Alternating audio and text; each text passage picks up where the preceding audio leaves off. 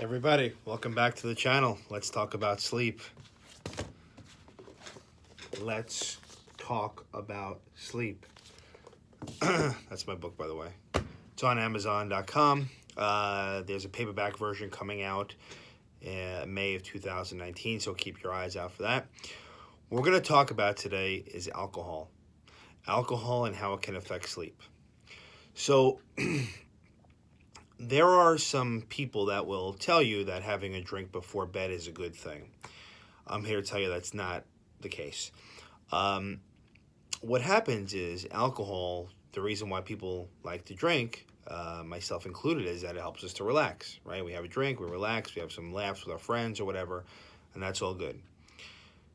The problem, though, as it comes to sleep, is that when somebody has some alcohol in their system and they go to bed, it actually may help them to get to bed a little bit easier, okay? And that's because the relaxation properties can help quiet the mind down and help them to fall asleep.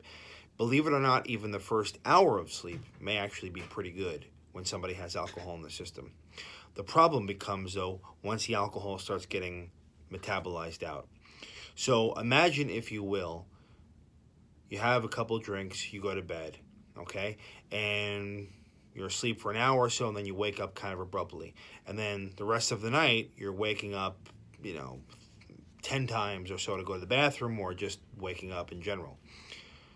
As alcohol gets metabolized out, it's kind of like we go into a mini withdrawal. So that relaxation properties that it had prior to bed have now kind of gone away, and the body's responding like a withdrawal, which then means the opposite is occurring, okay? So you may wake up sweating, you may have to go to the bathroom, like I said, you may just wake up in general, and that can happen all throughout the night. So for that reason alone, alcohol is not a good sleep aid.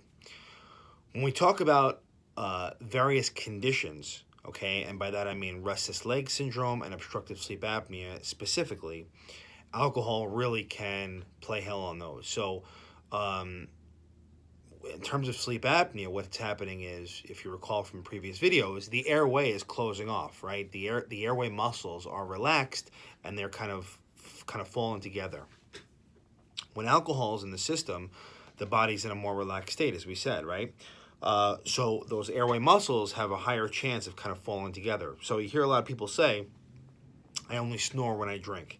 And that's because normally their airway is open for the most part, and then when the alcohol is there and the airway muscles are relaxed, there's a higher chance that there's going to be a coming together of the airway muscle, the airway tissue, which produces snoring and makes sleep apnea worse, okay? When it comes to medications, there are certain medications out there. One of them we talked about the other day, Ambien, right, which should absolutely not be combined with alcohol. So again, alcohol, you got to be really, really careful when it comes to sleep. And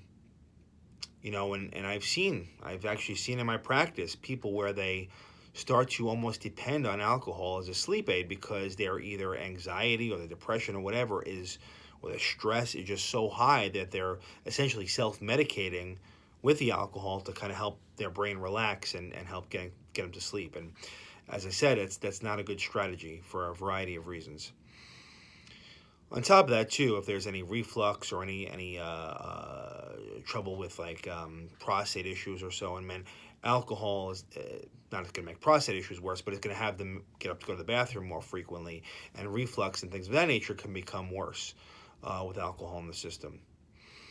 So just be aware of that.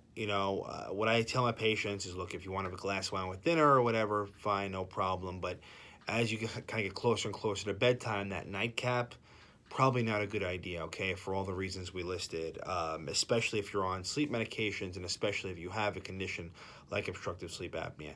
If there is any anxiety or depression, or you think that these are the things that you're trying to medicate with alcohol, you should really get looked into, okay? So just be aware of those. Be safe. If you have questions, please leave them in the comments section. Please like this video. Please subscribe to my channel. Okay, if you have questions, I will answer all of them. And like I said, my book, it's out there. and the paperback version is coming out in May. So thanks for listening. I will see you guys in the next video. Until then, sleep well.